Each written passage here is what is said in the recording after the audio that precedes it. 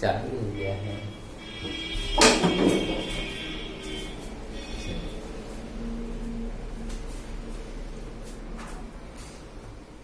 आइए हम लोग आज भारत का संवैधानिक विकास देखते हैं, इस पे चर्चा करते हैं। भारत में जब ईस्ट इंडिया कंपनी आई व्यापार करने के उद्देश्य से, तो जब वह यहाँ आके पूरी तरह से स्थापित हो गई और यहाँ व्यापार करना शुरू कर दिया, तो जब वो लोग बंगाल विजय कर लेते हैं, बंगाल पे पूर्ण रूप से अधिकार कर लेते हैं, राजनीतिक और व्यापारिक दोनों अधिकार उनके पास हो जाता है, तो कंपनी के जो कर्मचारी थे उनके अंदर लालच आ जाती है। वो अपने पर्सनल लाभ के हित के बारे में ज्यादा सोचना शुरू कर देते हैं और वो भ्रष्ट हो जाते हैं, कंपनी के प्रति बगावत करना शुरू कर देते हैं, जिसके तहत वह अपना खुद का व्यापार, निजी व्यापार करना शुरू कर देते हैं और भारतीयों से बड़े बड़े उपहार भेंट लेना शुरू कर देते हैं। इससे उनका विकास, उन कर्मचारियों का विकास, उनकी आय बहुत ज्यादा बढ़ जाती है। वे सब इंग्लैंड में काफी अच्छी पोजीशन पे हो जाते हैं, अमीरों की श्रेणी में आ जाते हैं। इस बात को कंपनी का जो हेड ऑफ डिपार्टमेंट था वह और इंग्लैंड की सरकार दोनों इस बात को देखती है, दोनों लोग इस बात को देखते हैं, तो वो लोग कंपनी के कर्मचारियों पर कुछ अंकुश लगाना चाहते हैं। इसके अंकुश लगाने के कड़ी में कुछ एक्ट पारित किए जाते हैं। तो सबसे पहले जो एक्ट पारित किए गए वह कंपनी पारित करती है। कंपनी पारित करती है 1773 से लेकर के 1853 तक के जो एक्ट आते हैं वह कंपनी पारित करती है। और उसके बाद के जो एक्ट आते हैं 1858 से 1947 तक के जो एक्ट आते हैं, जो अधिनियम आते हैं, वह ब्रिटिश सरकार, ब्रिटिश ताज पारित करता है। आइए कंपनी द्वारा पारित पहला एक्ट 1773 का रेगुलेटिंग एक्ट के बारे में देखते हैं। ये जब ये 1773 का रेगुलेटिंग एक्ट आया तो इसमें जो कंपनी है, कंपनी क्या करती है, जो बंगाल का गवर्नर जनरल है, बंगाल का जो गवर्नर है उसको बंगाल का गवर्नर जनरल बना देती है। बंगाल के गवर्नर को उसकी पदवी बढ़ा देती है और बंगाल का गवर्नर जनरल बना देती है, तथा उसकी सहायता के लिए 4 सदस्यीय कार्यकारी परिषद का गठन करती है। 4 सदस्यीय कार्यकारी परिषद का गठन करती है। जो पहले गवर्नर जनरल बंगाल के हुए वो उनका नाम वारेन हेस्टिंग पहले गवर्नर जनरल बनाए गए, तथा जो 4 सदस्यीय कार्यकारी परिषद का गठन हुआ उसके सदस्यों का नाम भी देख लेते हैं।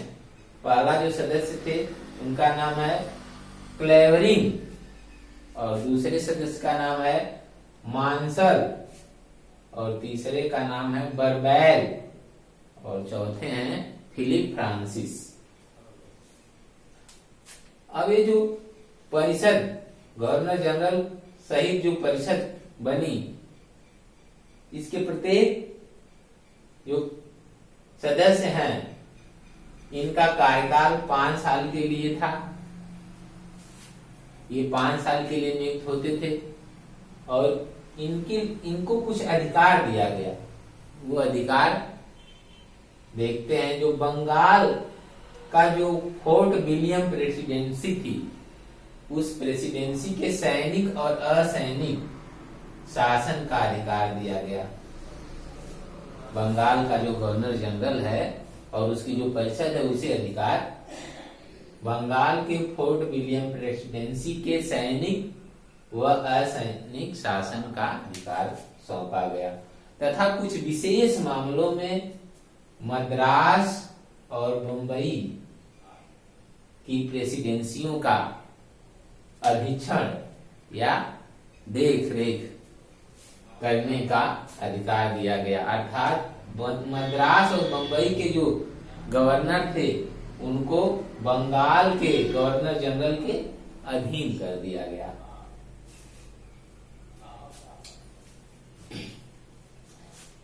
उस समय जो बंगाल था, उस समय का जो बंगाल था उसका मतलब था बंगाल, बिहार, उड़ीसा। उस समय का बंगाल, बिहार, उड़ीसा सही पूरा था। 1773 के रेगुलेटिंग एक्ट के तहत कलकत्ता में सर्वोच्च न्यायालय की स्थापना 1774 ईस्वी में की गई। इस सर्वोच्च न्यायालय के जो अधिकार दिए गए वे अधिकार थे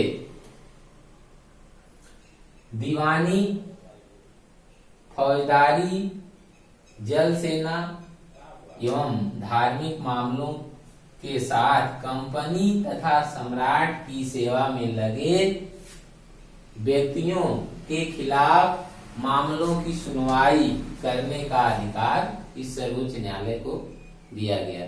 इस सर्वोच्च न्यायालय में 4 जजों की नियुक्ति की गई, जिसमें एक मुख्य न्यायाधीश चीफ जस्टिस और 3 अन्य जस्टिस न्यायाधीश रखे गए।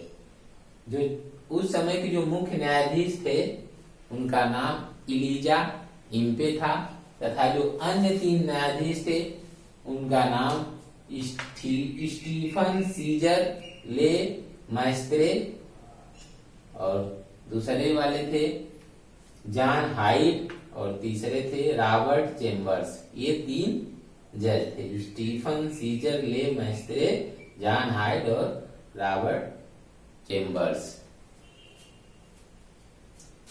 1773 के रेगुलेटिंग एक्ट के तहत जो कंपनी के कर्मचारी थे, जो भ्रष्ट हो गए थे, जो अपने निजी स्वार्थ में डूब गए थे, उनके ऊपर प्रतिबंध लगाया जाता है।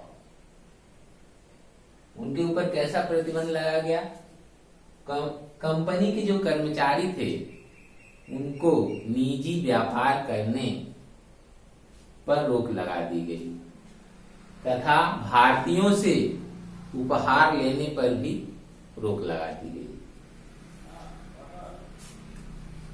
और जो कंपनी थी ईस्ट इंडिया कंपनी, उसके ऊपर ब्रिटिश गवर्नमेंट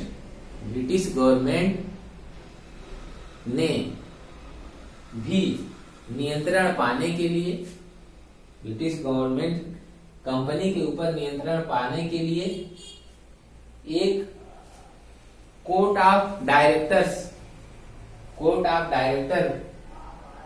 की स्थापना करती है।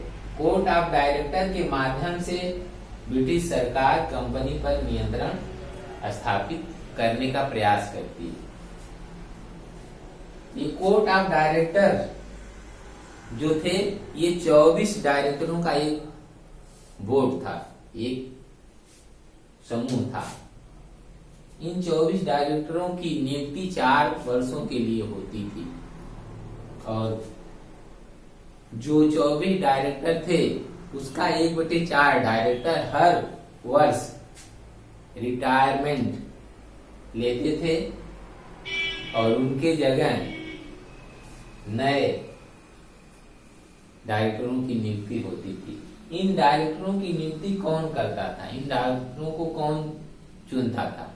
तो इन डायरेक्टरों की नियुक्ति कंपनी की जो शेयर होल्डर्स थे, जो कंपनी के जो हिस्सेदार थे, शेयर होल्डर थे, जो व्यापारी थे, बड़े बड़े व्यापारी, उनकी सहमति से इन डायरेक्टरों की नियुक्ति होती थी।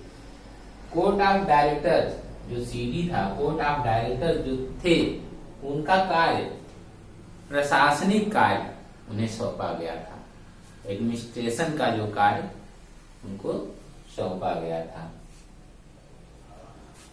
ये 1773 का रेगुलेटिंग एक्ट जो है, इसमें कुछ कमियां भी, कुछ अच्छाइयां थी तो कुछ इसमें कुछ कमियां भी थी। तो कमियों को दूर करने के लिए, कमियों को दूर करने के लिए कुछ संशोधन किया गया। तो 1781 में संशोधन एक्ट आया। 1781 में संशोधन एक्ट आया। इस संशोधित एक्ट को एक्ट ऑफ सेटलमेंट के नाम से जाना जाता है। इस संशोधित एक्ट को एक्ट ऑफ सेटलमेंट के नाम से जाना जाता है। इस एक्ट में कुछ जो बातें बताई गई थी, उसमें से जो हैं कुछ प्रमुख, एससी के जो कार्य क्षेत्र थे, जो सुप्रीम कोर्ट का जो कार्य क्षेत्र था, उसे परिभाषित किया गया कि सुप्रीम कोर्ट का जो कार्य क्षेत्र है वो क्या क्या होगा, उसको निश्चित किया गया, उसे परिभाषित किया गया। और जो राजस्व एकत्रित करने की जो व्यवस्था थी, उसमें रुकावट आती थी, उस रुकावट न डाली जाए, इस पर व्यवस्था की गई। और जो कानून बनाए जाते थे, जो गवर्नर जनरल और उसकी परिषद कानून बनाती थी, वो कानून जो बनाए जाते थे, उन कानून को बनाते समय भारतीय सामाजिक और धार्मिक रीति रिवाजों का सम्मान करने की व्यवस्था की गई कि जो नियम कानून बने, भारतीय रीति रिवाज जो हैं, जो सामाजिक और धार्मिक रीति रिवाज हैं, उनको भी ध्यान में रख करके कानून बनाया जाए। तो इस तरह से 1773 का रेगुलेटिंग एक्ट पूरा होता है। अब हम लोग दूसरा जो एक्ट कंपनी पारित करती है, वह है Pitt's India act 1784। Pitt's India act 1784। इस एक्ट के तहत कंपनी के राजनीतिक और व्यापारिक कार्यों को पृथक कर दिया गया, अलग कर दिया गया। राजनीतिक और व्यापारिक कार्यों को अलग कर दिया गया। राजनीतिक कार्य नियंत्रण बोर्ड ऑफ कंट्रोल को दे दिया गया, और जो व्यापारिक कार्य थे उसे निदेशक मंडल, कोर्ट ऑफ डायरेक्टर्स को सौंप दिया गया। ये पिट्स इंडिया एक्ट में व्यवस्थाएं दी गई।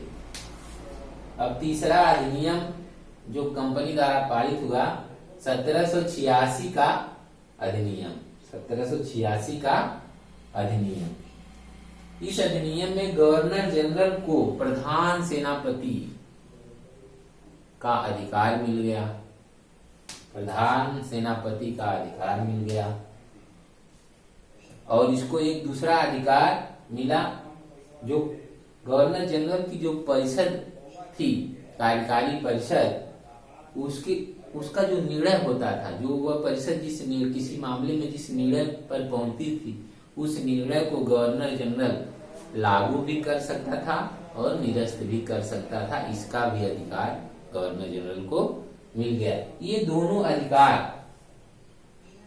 पाने वाले प्रथम गवर्नर जनरल लॉर्ड कॉर्नवालिस थे।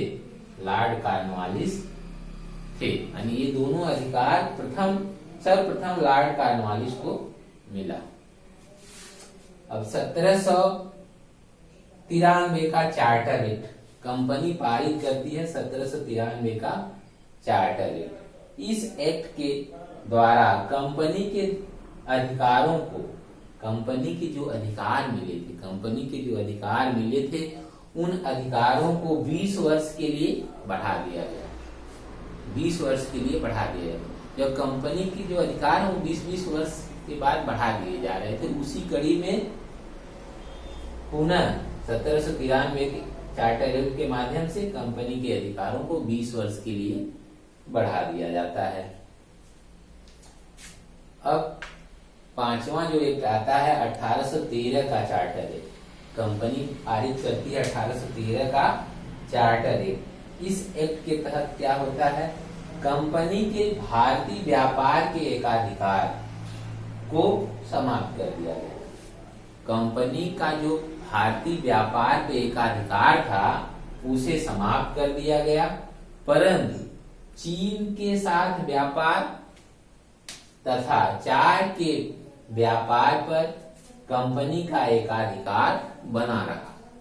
कंपनी का एकाधिकार बना रहा। 1813 के चार्टर एक्ट में पहली बार भारतीयों पर ध्यान दिया जाता है, भारतीयों की शिक्षा पर ध्यान दिया जाता है और पहली बार भारतीयों की शिक्षा पर प्रति वर्ष 1 लाख रुपया खर्च करने की व्यवस्था की जाती है। पहली बार भारतीयों की शिक्षा पर प्रति वर्ष 1 लाख रुपए खर्च करने की व्यवस्था की जाती है। इस एक्ट के तहत 1813 के चार्टर एक्ट के तहत। तो ये इस तरह से हम लोग इस वीडियो में कंपनी द्वारा पारित कुछ एक्ट और अधिनियम जो हैं उन्हें देखे और आगे के जो एक्ट हैं उन्हें अगली वीडियो में देखा जाएगा। वीडियो आप लोगों को कैसी लगी कमेंट करके बताइएगा। अगर अच्छी लगती है तो शेयर करिए, सब्सक्राइब करिए और लाइक करिए। धन्यवाद।